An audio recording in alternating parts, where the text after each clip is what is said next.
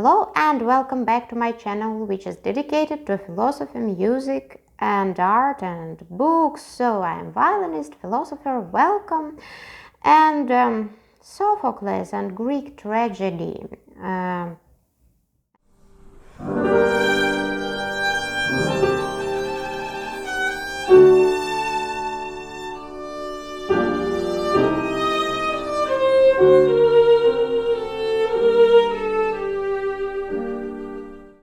Especially Antigone for today is the main subject for this episode. So, for Athenians, since the time of Solon, visiting the theater has been a socially important thing. Dionysius fests, Dionysian, were celebrated in March as choral and theatrical performances, and the Dionysius Theatre is located on the southern slope of the Acropolis in Athens, and the theatrical performances lasted 4 days in a row. Plays most often were staged only once. The state took care of the attendance and even paid the audience their daily earnings. So the theater is not just entertainment for Athenian, for citizens of this polis. The theater is a sacred ceremony in honor of the great god Dionysus.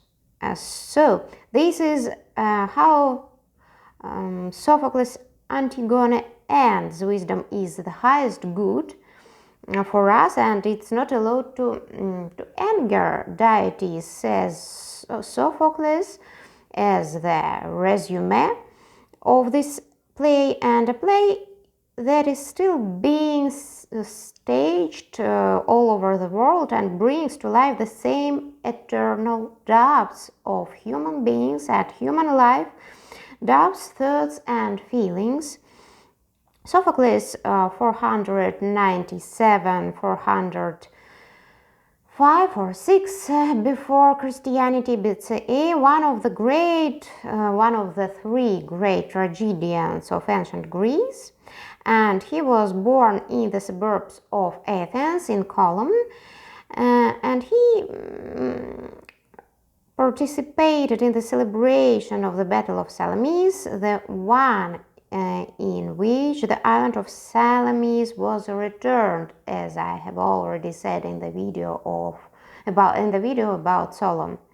So, thanks to the call of this wise Solon, the Salamis was returned, and Sophocles was the leader of the corps. In addition, he was elected as a strategist. For example, in 440 BCE, during the Samos War, for his deep impression of the demos, thanks to his play Antigone. Sophocles was famous for his beauty, by the way, during his youth. And despite the fact that he wrote plays for competitions with Aeschylus and Euripides, he emphasized that Aeschylus' influence on his own writing certainly exists, of course. And in life, Sophocles was a sociable and charming citizen of this glorious Athenian polis, and he didn't hide this influence of Aeschylus, but while his own statement was preserved that it was in Antigone that he tried to overcome this influence. Antigone belongs to the so-called Theban cycles, and completes the tetralogy consisting of Oedipus the king, Oedipus in the column, and in fact Antigone. However, it seems to be written first of all, this play, Antigone was written maybe. First of all, the Prehistory is connected with the mythological heritage of Athens. Thebes is the predecessor of Athens. King Oedipus is the murderer of his father Laius, as you know, and the husband of his mother Jocasta. He has two sons, Eteocles and Polynice, and two daughters, Antigone and Ismene. In this process of unfolding the first play, Oedipus appears already in the guise of a king of Thebes. He got the throne thanks to his mind, his rationality. He saved Thebes from the Sphinx, tormenting the city by solving its riddles. However, the mind didn't save Oedipus from following the terrible prediction. He becomes a parasite of and the husband of his mother, as you know, as I have already said. Although it's from this that he flees to Thebes, killing at the crossroad of a man unknown for him, or unknown to him, who he is or who was his own father Laius. And Laius also in turn tried to avoid his own death at the hands of his son, so he and his wife Jocasta gave him a shepherd, puncturing the legs of their son in the hope that the baby wouldn't survive. However, the shepherd took pity on the child, and now Oedipus is already on the throne and the city is now plagued by pestilence. Gradually, Oedipus learns the terrible secret of his origin. Jocasta is stabbed with a gold buckle, and Oedipus pokes out his eyes, he leaves Thebes, and it is Antigone who brings him out of this city. In Colon, Oedipus learns about the impious behavior of his sons and of his two sons. In Thebes, the struggle for power passes. Eteocles and he overthrows Polynice, and Polynice goes to war against him. It's 7 against Thebes by Aeschylus. In the end, both sons die, and Creon, Jocasta's brother, takes power and refuses to bury Polynice. These where the action of Antigone begins. She refuses to obey Creon because the law is divine and sisterly duty is above life for her. The structure of the play consists of 5 episodes with a prologue and an epilogue. They are constructed as dialogues. A prologue, for example, it's a dialogue between Antigone and Ismene. Chorus comments on what is happening or complements the narrative. So, at the end of the prologue, Antigone asks to leave her alone with her madness. And at the end of the play, King Creon remains virtually alone and says, "I'm nothing." He remains factually alone. Absolutely. And the theme of gods, fate, and retribution is also interesting in the Refraction of Sophocles. In the play, the gods, they are often mentioned either as a figure of speech or as something flatly. This is how Sophocles differs from other tragedians, whose gods are more actively involved in life. In the first episode, Creon learns about the violation of the order given to him, and burning with anger reprimands the god. "Your words are unbearable," says Creon, and the gods have it's impossible that the gods have care of the dead.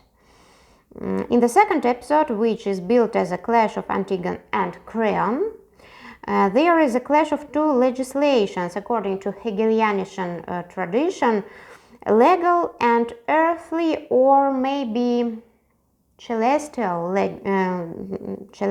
law.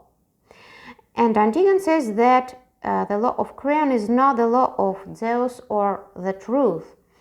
However, Creon contradicts himself in the third episode, by the way, during a dialogue with Haemon, his son and lover of Antigone. He emphasizes the importance not of the royal, but of the father's will. And again, the human mind is in question when the Haemon suggests that the father learn not intelligence, but justice. In order not to desecrate the city, or dishonor the city, Creon decides to immure Antigone in a cave with a small amount of food. And in the fourth episode, we see the human side of this courageous princess, young princess who suffers, and she's afraid of the death, but she is also she has desire for death. It's paradoxical, but it's so. She's adamant in her rightness, and at the same time, she's aware of loneliness. The fifth episode is the denouement. The blind but all-seeing Tiresias comes and opens Creon's eyes to his own untruth, his own sin, maybe, and speaks of troubles if Creon doesn't rest on the will of the gods. And now he's already on his way to liberate Antigone. This Creon is on the way, but first decides to bury Polonic. And this is the veneration of the dead before the living. It turns out to be fatal for Creon. The fifth episode is the denouement. Haemon is stepped next to the hanged Antigone, and the Creon's wife Eurydice, or Eurydice, commits suicide from grief. And that is the king of Thebes, the terrible Creon, crushed, absolutely crushed. He is nothing. And many philosophers were attracted by the texts, by these verses, by the text of Antigone. And here we can recall not only the classical interpretation by Hegel, but also Gert. Goethe thought about Antigone. In particular, he was surprised by the stanza from the fourth episode, where Antigone speaks of love for a brother, which is above all other ties, which is above the husband or child.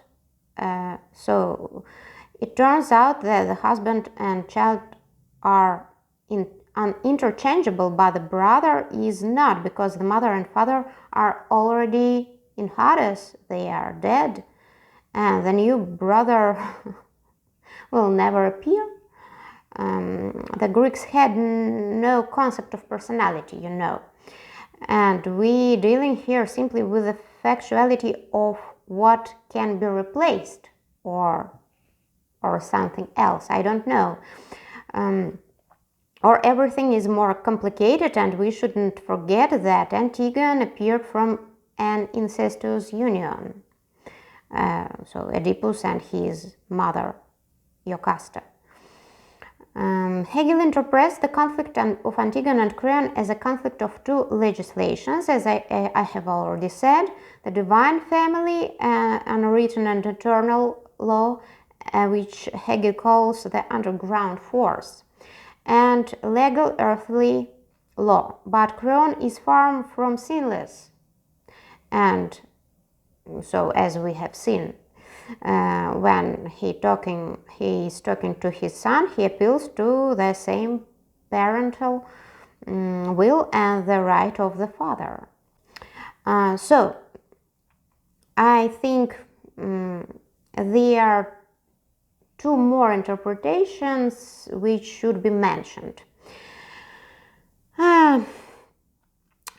There are quite interesting comments on this text by Jacques Lacan, and for him there is an important word, Ata.